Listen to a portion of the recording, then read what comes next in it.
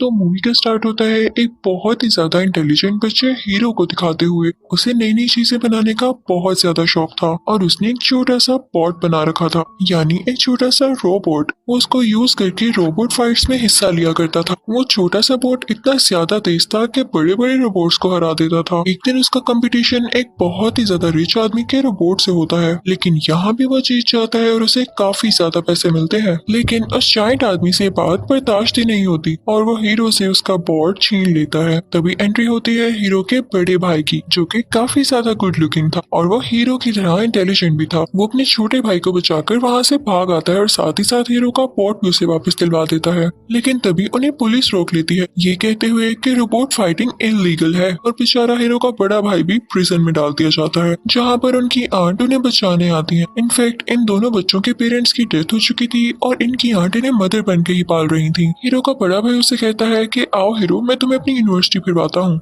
उसकी यूनिवर्सिटी एक scientific university होती है। वहाँ हीरो का बड़ा भाई उसे अपने 4 दोस्तों से मिलवाता है, जिसमें 2 मेल होते हैं और 2 फीमेल। लेकिन उनमें से एक साइंस का स्टूडेंट नहीं होता, जो कि हमेशा ड्रैगन कॉस्ट्यूम में ही रहता था। अब हीरो के बड़े भाई के बाकी 3 दोस्त उसे अपनी इन्वेंशन दिखाने लगते हैं। अब हीरो का बड़ा भाई उसे कहता है कि आओ, मैं तुम्हें अपनी इन्वेंशन भी दिखाता हूँ, और इसी के साथ वो उसे अपनी लैब में ले आता है। वहाँ पर वो अपने छोटे भाई के बाजू पर टेप लगाकर खींचता है तो उसे दर्द होती है। हीरो कहता है कि आउच, और ये आवाज सुन के उसका बनाया गया क्यूट सा रोबोट, जिसका नाम बी मैक्स होता है, एक्टिवेट हो जाता है। तो हीरो का बड़ा भाई उसे बताता है कि एक हेल्थ केयर रोबोट है और मैंने इसमें अपना बहुत टाइम लगाया है, और इसके अंदर एक चिप है और ये काफी पॉजिटिव किस्म का डॉक्टर है। फिर बी मैक्स हीरो के बाजू पर किसी किस्म का कोई स्प्रे करता है, जिससे हीरो के बाजू की जलन बिल्कुल ठीक हो जाती है। ये बात हीरो को काफी इंटरेस्टिंग लग रही होती है। फिर हीरो का बड़ा भाई उसे बताता है कि तब तक ये एक्टिवेट नहीं होगा जब तक कि तुम इसे ये न कह दो कि तुमने मेरी अच्छी केयर की और मैं सेटिस्फाई हूँ अपनी केयर से। तो हीरो ऐसा ही कहता है, तो वो रोबोट वापस अपने छोटू से बॉक्स में चला जाता है, जो कि उसका कवर होता है, जिसमें वो चार्ज भी हुआ करता था। तभी वहाँ पर कॉलेज का हेड आता है, जो कि उनकी बातें सुन रहा होता है। वो हीरो के हाथ में वही ब्लैक कलर का पॉट देखता है तो कहता है कि ये क्या चीज है। हीरो उसे सब कुछ बताता है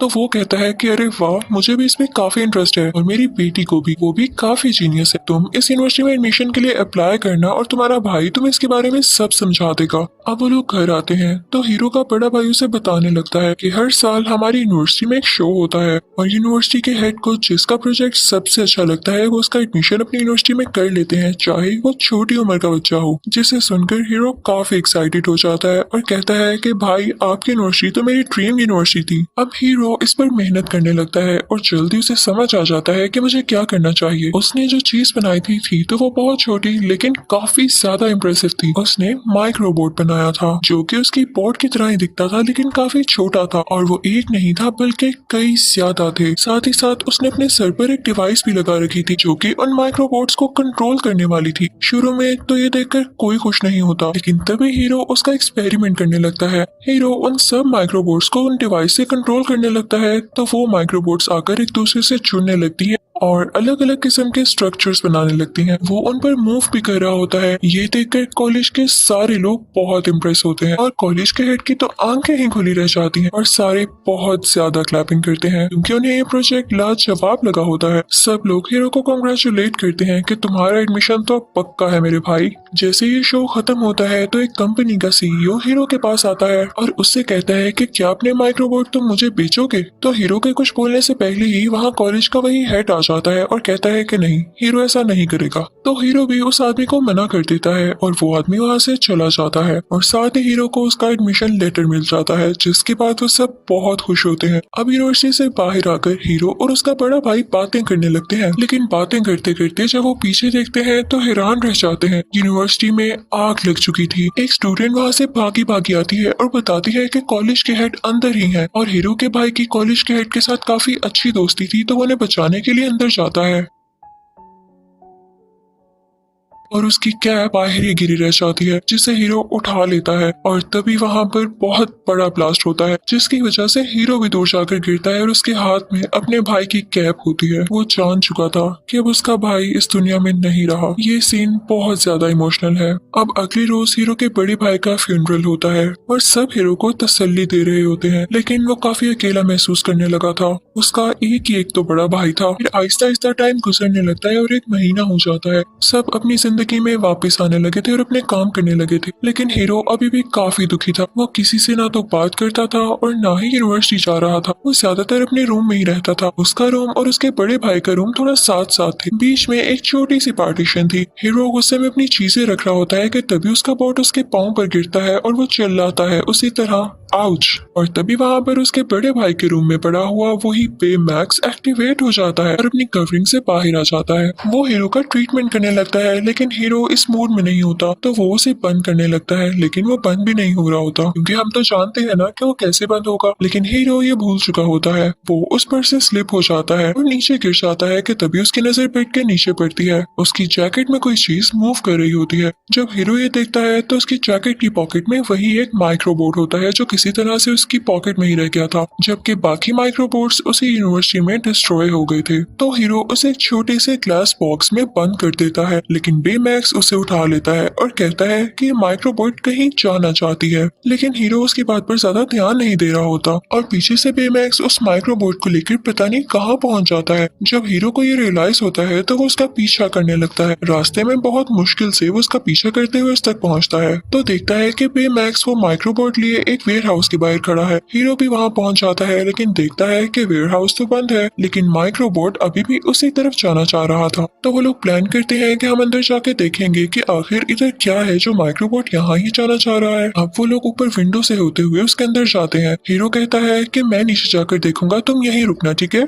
लेकिन जो चीज हीरो देखता है उसे अपनी आंखों पर यकीन ही नहीं आता, क्योंकि कोई उसके माइक्रोबोट्स की नकल कर रहा था। सेम उसी के जैसे माइक्रोबोट्स बनाए जा रहे थे। वो एक फैक्ट्री थी और तभी वहां पर बेमैक्स भी आ जाता है जो उससे कहता है कि सब ठीक है ना। तो उनकी आवाज सुनते ही वो सारे माइक्रोबोट्स एक्टिवेट हो जाते हैं और साथ मिलकर कोई स्ट्रक्चर बनाने लगते हैं। और जाहिर सी बात है कि कोई इन्हें पीछे से कंट्रोल भी कर रहा था, जिन्हें पता चल चुका था कि बेमैक्स और हीरो यहाँ पर है। वो लोग वहां से भागने लगते हैं। तभी उन्हें वो आदमी नजर आता है जो कि इन माइक्रोबोट्स को कंट्रोल कर रहा था, लेकिन हम उसकी शक्ल नहीं देख पाते क्योंकि उसने मास्क पहना हुआ था। अब जैसे तैसे करके ये दोनों विंडो से बाहर कूद जाते हैं। बेमैक्स अपने बाजू हीरो के इर्द गिर्द लपेट लेता है और नीचे गिरने पर भी उनको कुछ नहीं होता, क्योंकि बेमैक्स की बॉडी फ्लफी थी। हीरो सब कुछ जाकर पुलिस को बताता है, लेकिन वो कहता है कि बच्चे मेरा टाइम जाया ना करो। और इसी दौरान बेमैक्स की बैटरी भी लो होने लगती है, तो वो फौरन से उसे अपने घर ले आता है अपनी आंट से छुपाते हुए। और ये सीन काफी फनी लग रहा था। अब हीरो बेमैक्स को चार्ज करता है और वो लोग बातें करने लगते हैं। हीरो बेमैक्स को बताता है कि तुम्हें बनाने वाला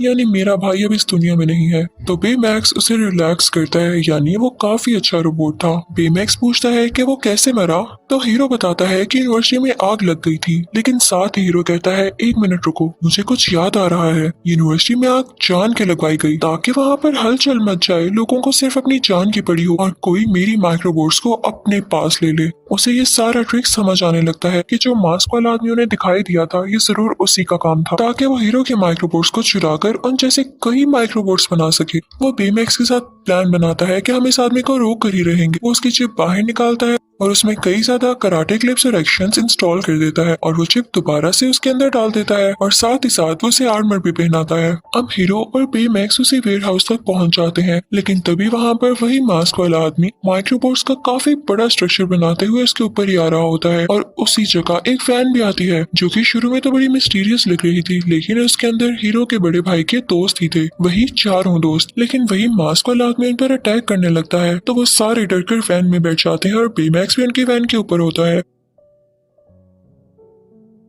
अब वो लोग आगे आगे थे और वो मास्क वाला आदमी उनके पीछे पीछे था। उन माइक्रोबोट्स की स्पीड काफी तेज थी। फिर अचानक से उनकी वैन पानी में गिर जाती है तो वो मास्क वाला आदमी समझता है कि शायद ये लोग अब मारे जा चुके हैं। लेकिन बेमैक्स अपनी बॉडी को और ज्यादा फुला लेता है और सब लोग उसकी बॉडी के ऊपर आ जाते हैं और वो खुद पानी से बाहर आ जाता है। इस तरह से किसी की भी जान नहीं जाती। अब वो सारे लोग वहाँ से घर आ जाते हैं इस बात का पता लगाने के लिए कि आखिर वो मास्क वाला आदमी था कौन। सारे ये कह रहे होते हैं कि वो वही कंपनी का सीईओ होगा जिसको तुमने वो माइक्रोबोट्स देने से इनकार किया था। तो हीरो कहता है कि वो जो भी है, जिस डिवाइस से वो माइक्रोबोट्स को कंट्रोल कर रहा है वो उसके मास्क के पीछे ही है, हमें उसके मास्क तक पहुंचना होगा। लेकिन इसके लिए हमें भी एडवांस सूट बनाने होंगे और हमें फाइट भी सीखनी होगी। अब यहाँ स्टोरी एक मजे का टर्न लेती है जब ये सारे लोग मेहनत करने लगते हैं और अपने एडवांस ड्रेसेस बनाने लगते हैं। अब फाइनली ये सारे अपने काम में सक्सेसफुल हो चुके थे, सबके पास अपनी एक अलहदा पावर थी और बेमैक्स को भी एक प्यारा सा आर्मर दोबारा से मिल चुका था। अब बेमैक्स स्कैन करता है कि वो मास्क वाला आदमी है कहाँ पर और ये सारे लोग बेमैक्स के साथ ही उस जगह पर पहुंच जाते हैं। वो अंदर जाते हैं तो एक सीसीटीवी फुटेज लगी होती है जिसमें ये दिखाया जा रहा होता है कि कंपनी के सीईओ ने एक पोर्टल बनाया था जिसमें उसने एक लड़की को भेजा, लेकिन उस पोर्टल में कोई खराबी हो गई और उस पोर्टल ने बाहर की चीजें अपने अंदर खींचना शुरू कर दी। तो उस कंपनी के सीईओ को मजबूरन उस पोर्टल को बंद करना पड़ा, लेकिन वो लड़की भी उसके अंदर ही रह गई। वो समझते हैं कि सारा काम वाकई सीईओ ने किया है क्योंकि वो नई माइक्रोबोट्स बनाकर इसको कंट्रोल करना चाहता है और पोर्टल को फिर से रिकवर करना चाहता है। अभी वो लोग बातें कर ही रहे होते हैं कि वहाँ पर वही मास्क वाला आदमी आ जाता है। वो उन पर अटैक करने लगता है। वो सारे लोग दूर जाकर गिरते हैं, लेकिन हीरो हार नहीं मानता और बेमैक्स के साथ उस पर अटैक करता है जिससे उस मास्क वाले आदमी का मास्क उतर जाता है और हीरो देखता है कि वो कोई और नहीं बल्कि कॉलेज का हेड है कि वो उस दिन यूनिवर्सिटी में आग लगने से मारा जा चुका था, लेकिन ये जिंदा था और यही था वो जिसने हीरो की माइक्रोबोट्स चुराई। इसने ये सब प्ले पर्पसली किया। हीरो कहता है कि मेरा भाई तुम्हारी वजह से मरा। वो बेमैक्स को ऑर्डर देता है कि इसे मार डालो, लेकिन बेमैक्स कहता है कि मैं एक हेल्थ केयर डॉक्टर हूँ और मैं इसको नहीं मार सकता। हीरो को कुछ समझ नहीं आता तो वो उसकी पॉजिटिव चिप बाहर निकाल लेता है और कराटे और एविल चिप उसके अंदर ही होती है, जिसके बाद बेमैक्स इस काबिल हो गया था कि वो सेट को मार सके। लेकिन उसके बाकी फ्रेंड्स उसे रोकने लगते हैं और कहते हैं कि ठीक नहीं है, तुम अभी बच्चे हो, तुम जेल भी जा सकते हो। और इसी दौरान हीरो के हाथ से उसका मास्क भी गिर जाता है जिससे कॉलेज का वो हेड उठाकर बाहर निकल जाता है उन्हीं माइक्रोबोट्स को यूज करके। और उसी दौरान उनके दोस्तों में से एक लड़की बेमैक्स की पॉजिटिव चिप दोबारा से उसके अंदर डाल देती है जिससे बेमैक्स दोबारा से पॉजिटिव हो जाता है और अटैक नहीं कर पाता। हीरो को सब पर काफी गुस्सा आता है और वो बेमैक्स को लेके वहाँ से चला जाता है और अपने गैराज में आता है। वो बेमैक्स से कहता है कि मैं तुम्हारे अंदर से पॉजिटिव चिप निकाल ही दूंगा ताकि तुम उस हेड को मार सको, लेकिन हीरो से वो चिप बाहर नहीं आ रही होती। तो बेमैक्स बताता है कि मैं आपको अब एक्सेस नहीं दे सकता, मैं हमेशा पॉजिटिव ही रहूंगा। तो हीरो कहता है कि आखिर क्यों? तो बेमैक्स उसे वो क्लिप्स दिखाने लगता है जो कि हीरो के बड़े भाई ने रिकॉर्ड की थी बेमैक्स को बनाते हुए। वो ये थी कि मैं हमेशा बेमैक्स को इसी तरह रखना चाहता हूँ, उसे एक पॉजिटिव रोबोट बनाकर जो कि इंसानों की जान बचाए। जब हीरो ये देखता है तो बहुत इमोशनल हो जाता है और रोने लगता है। तो बेमैक्स उसे चुप कराता है। फिर उसके बाद वो अपने बाकी फ्रेंड्स के पास जाता है और उनसे भी सॉरी करता है और वो सब आपस में गले मिलने लगते हैं। और वो लोग हीरो से कहते हैं कि हमारे हाथ एक और सीसीटीवी फुटेज लगी है। जब हीरो उसे देखता है तो उसे पता चलता है कि जिस लड़की को उस कंपनी के सीईओ ने पोर्टल के अंदर भेजा था और वो पोर्टल में ही रह गई, वो कोई और नहीं बल्कि कॉलेज के हेड की वही बेटी थी। तो इसलिए कॉलेज के हेड ने वो माइक्रोबोट्स चुराए ताकि वो सीईओ से अपनी बेटी की जान का बदला ले सके। उससे तुम्हारा कोई लेना देना नहीं था। तब हम ये सीन देखते हैं कि कॉलेज का वही हेड उन माइक्रोबोट्स को यूज करता हुआ उसी जगह पहुंच जाता है जहाँ पे कंपनी का सीईओ अपनी नई बिल्डिंग खोल रहा था, लेकिन वो उसी सीईओ का बनाया गया पोर्टल ऑफिस में जोड़ देता है और उसकी बिल्डिंग के ऊपर कर देता है, जिसकी वजह से उसकी सारी की सारी बिल्डिंग उस पोर्टल के अंदर जाने लगती है। तभी वहाँ पर हीरो और उसके साथी आ जाते हैं जो कि उस हेड को ये कहते हुए रोकते हैं कि आप गलत कर रहे हैं, इससे हमारे मुल्क को ही नुकसान होगा। लेकिन वो नहीं मानता और अपना काम जारी रखता है। वो बेमैक्स पर भी अटैक कर देता है और बेमैक्स दूर जाकर गिरता है और इसी की वजह से हीरो भी बिल्डिंग के अंदर जाकर गिरता है। अब वो पोर्टल तो मुसलसल बिल्डिंग को अपनी तरफ खींच रहा था, तो हीरो भी इस वजह से उस पोर्टल की तरफ खींचा चला जाता है, लेकिन बेमैक्स हीरो को बचा लेता है और बाकी सब उस हेड के माइक्रोबोट्स को रोक रहे होते हैं। अब हीरो उन सबसे कहता है कि हम इस तरह से इसको हरा नहीं सकते, हमें माइक्रोबोट्स को अलहदा करना होगा, क्योंकि ऐसा करने से सब माइक्रोबोट्स अलहदा होकर पोर्टल के अंदर जाने लगेंगे और हमारा काम आसान हो जाएगा। और फिर सारे यूनाइट होकर यानी मिलकर माइक्रोबोट्स के अंदर से गुजरते हैं, जिससे सारे माइक्रोबोट्स अलग अलग होने लगते हैं और पोर्टल के अंदर जाने लगते हैं वैसे ही जैसे हीरो ने कहा था। ये चीज देख के उस हेड को गुस्सा आने लगता है, तो वो बेमैक्स और हीरो पर अटैक करने लगता है, लेकिन बेचारे के पास अब कोई माइक्रोबोट बचा ही नहीं होता, तो उन पर अटैक कर ही नहीं पाता। अब बेमैक्स इस चीज का फायदा उठाता है और उसका मास्क पकड़कर तोड़ देता है, जिनसे वो सारे माइक्रोबोट्स को कंट्रोल कर रहा था और इसी वजह से पोर्टल भी नीचे गिरकर टूट जाता है। लेकिन मजे की बात ये थी कि वो अभी भी खुला हुआ था। सब अपनी जान बचाकर भाग रहे होते हैं, लेकिन तभी बेमैक्स को फील होता है जैसे उसके अंदर कोई जिंदा है। वो लोग जानते थे कि हेड की बेटी इसके अंदर है, तो वो समझ जाते हैं कि हमें इसकी जान बचाना होगी। अब बेमैक्स और हीरो कहते हैं कि हम अंदर जाएंगे उसकी जान बचाने के लिए। अब जैसे ही वो लोग पोर्टल के अंदर जाते हैं तो बिल्डिंग का एक टूटा हुआ हिस्सा बेमैक्स को लग जाता है, जिसकी वजह से उस बेचारे का आर्मर टूट जाता है। अब उसके पास वैसी पावर्स नहीं रही थी जैसी वो पहले यूज कर रहा था, यानी वो अब उड़ भी नहीं सकता था। अब उनको वहाँ पर हेड की बेटी भी मिल जाती है, लेकिन उसका रॉकेट भी बंद हो चुका था। बेमैक्स के ड्रेस का एक हाथ अभी भी ठीक था, वो खुद तो उड़ नहीं सकता था, लेकिन वो ऐसा जरूर कर सकता था कि वो उस बंद हुए रॉकेट के साथ अपना हाथ लगा दे और वहां से उसको शूट करके पोर्टल से बाहर भेज दे। लेकिन ऐसा करने की वजह से बेमैक्स खुद पोर्टल के अंदर ही रह जाता, क्योंकि सारी फोर्स उसी ने लगानी थी और इसकी वजह से वो पीछे चला जाता। हीरो कहता है कि नहीं, मैं ऐसा होने नहीं दे सकता। तो बेमैक्स कहता है कि मैं ऐसा करूंगा क्योंकि मुझे इंसानों को बचाने के लिए ही बनाया गया है। तो चलो शाबाश, जल्दी से मुझे बताओ कि तुम मेरी केयर से सेटिस्फाई हो ताकि मैं डीएक्टिवेट हो जाऊं। तो हीरो काफी इमोशनल हो जाता है और रोते हुए कहता है कि बेमैक्स, मैं तुम्हारी केयर से हमेशा सेटिस्फाई था और अब भी हूँ। और तभी बेमैक्स उस रॉकेट को शूट कर देता है और खुद पीछे की तरफ चला जाता है। अब वो रॉकेट और हीरो उस पोर्टल से बाहर आने लगते हैं, लेकिन बेमैक्स अभी भी अंदर होता है। हम ये देखते हैं कि उस हेड की बेटी को हॉस्पिटल ले जाया जाता है, जबकि उस हेड को अरेस्ट कर लिया जाता है कि उसने इतना बुरा काम किया, चाहे उसने अपनी बेटी के बदले में किया। ये सारे लोग भी अपनी अपनी लाइफ में बिजी हो चुके थे, लेकिन हीरो अभी तक अपने भाई को और बेमैक्स को नहीं भूला था। एक दिन हीरो को बेमैक्स की याद आ रही होती है, तो उसका सूट निकाल कर देखने लगता है और उसके अंदर से उसे उसकी चिप मिलती है जो कि उसने निकाल दी थी। हीरो क्योंकि काफी ज्यादा इंटेलिजेंट था, तो वो भी एक बेमैक्स बनाता है और उसमें वही पुरानी चिप लगा देता है जिसमें बेमैक्स की सारी मेमोरीज भी होती हैं। और यहाँ पे बेमैक्स सेम टू सेम पहले की तरह बन जाता है। हीरो उसे गले से लगा लेता है और ये सारी बात वो अपने दोस्तों को भी बताता है और अब वो डिसाइड करते हैं कि वो अपनी पावर्स का अच्छा यूज करेंगे और इस पूरे शहर में पीस रखेंगे। और इसी के साथ ये मूवी यहीं पर एंड हो जाती है। Thank you for watching.